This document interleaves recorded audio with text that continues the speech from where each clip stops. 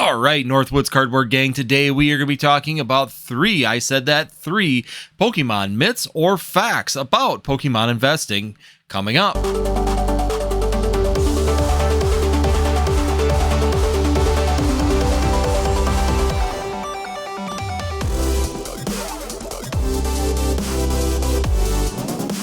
Alright guys, I'm Andy with Northwoods Collectors, and today we are going to be talking about three Pokemon facts or myths about Pokemon investing. But before we do that, we are going to, of course, check the community page. If you guys are a member of the channel, be sure you check the community page because I put the members into a drawing for 2 packs of V-Star Universe. That's right, so if you are a fan of Japanese, there's an opportunity there to jump in on that.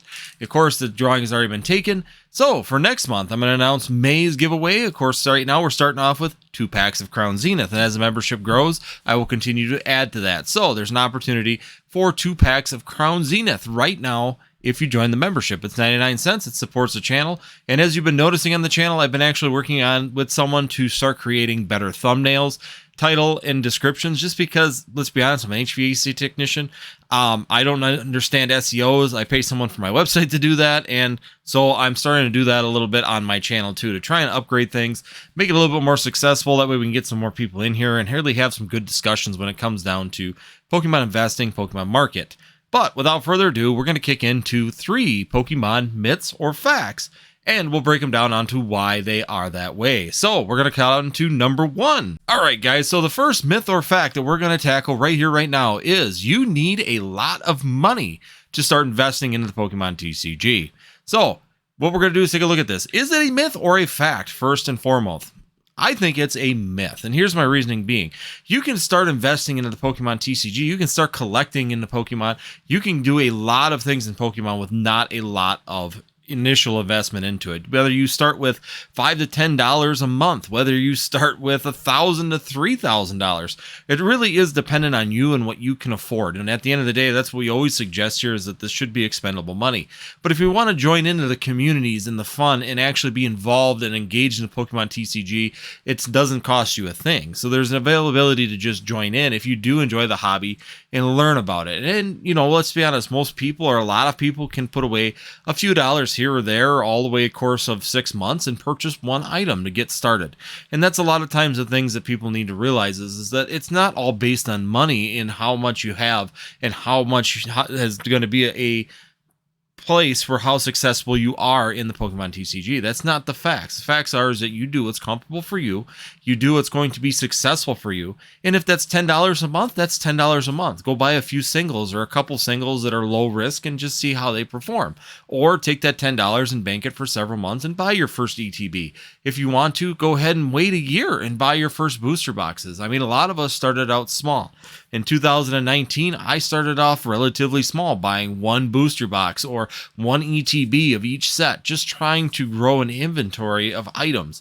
Started purchasing things in the past and in the future. It wasn't necessarily that I was looking for these big explosive items, buying cases of products and buying, you know, multiple $100 to $1,000 purchases at a time. That's not where I started, and nor will most people in the Pokemon TCG. So money in general, when it comes down to Pokemon investing, is helpful, but it's not necessary to be successful in Pokemon investing.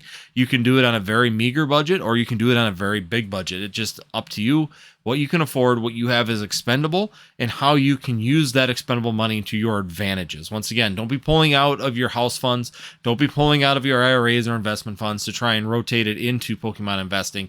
Leave those alone. Leave your 401ks. Leave your standard investments alone, but use expendable money. So if you get, you know, birthday money, $250 for a birthday, Christmas gift, something like that, you can use that to actually invest in the Pokemon TCG and get your foot in the door. Get started.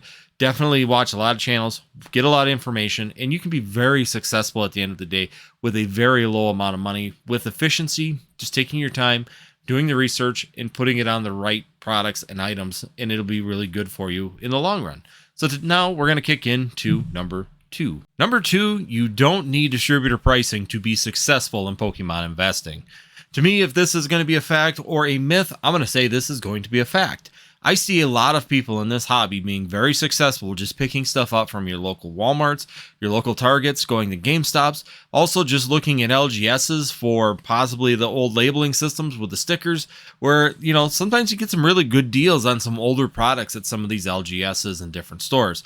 Once again, I see a lot of people being very successful in the Pokemon sealed markets just by purchasing at your LGSs, purchasing at your standard stores. So is it necessary to have a distributor pricing at the end of the day to be successful? No, of course not.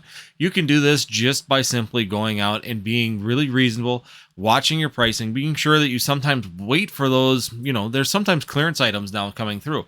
Walmart has had considerable amount of clearance clearance boxes that have come through, and those are great opportunities to pick up packs at a very reasonable price.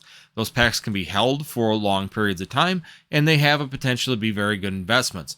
Also, going down to booster boxes and ETBs and things, you can buy ETBs pretty readily at that $40, even now with the new pricing around $54, and still have some really good opportunities for them to accrue and value and continue to move up.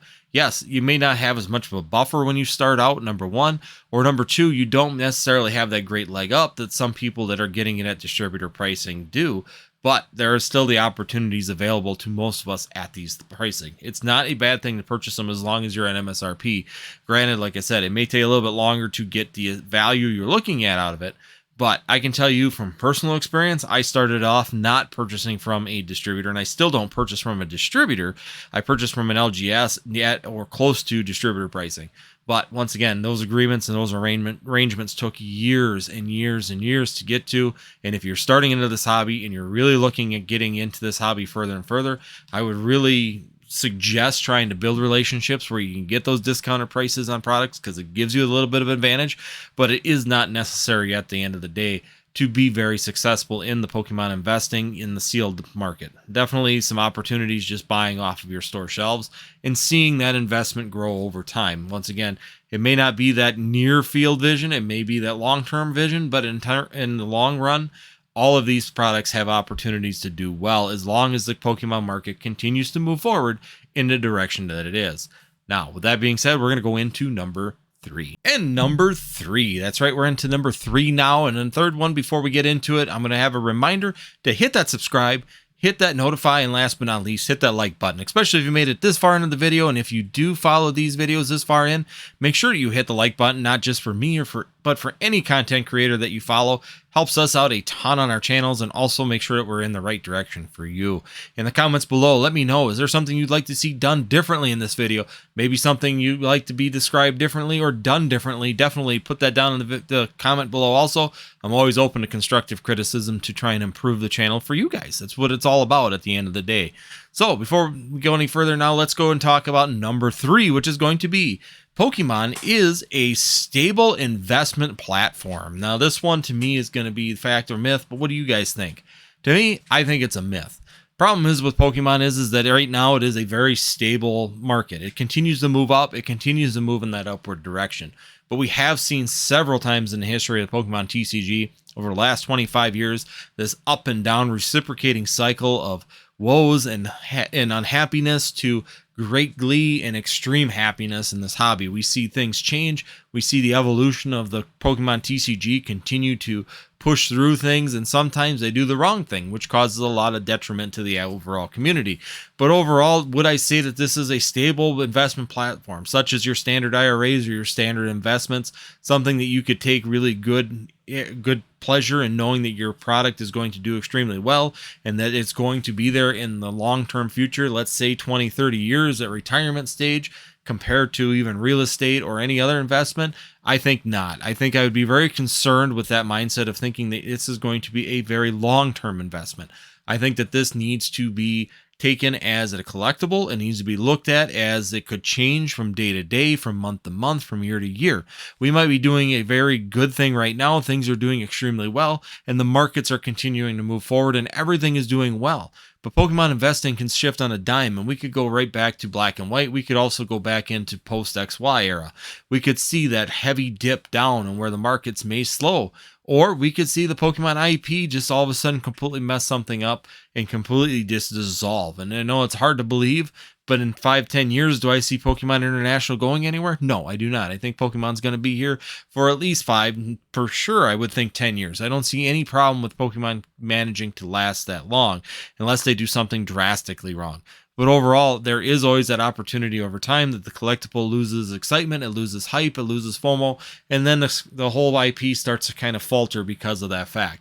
So banking on that being a long-term investment, making it a retirement fund investment, may be a very short-sighted thing at the end of the day, and you need to be considering that I need to keep my standard investment platforms and use this as a opportunity to do well in the future, but knowing that this is just a collectible and it could fall at any point in time. So overall, is it a stable platform? No. Do I think that it has some great opportunities to potentially have some good turnaround in it? Absolutely. I think there's some really good points in the Pokemon TCG that if it can continue to move forward 10, 20, 30 years, we could really see some good value in a lot of the products and a lot of the collectibles that are available in this particular product line and market.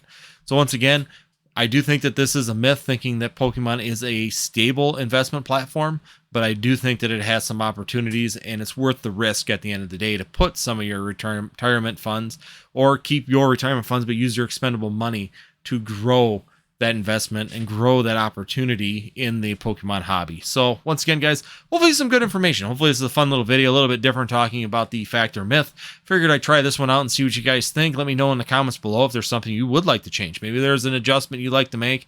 Maybe you want some different types of questions. Maybe you want to look at some different things.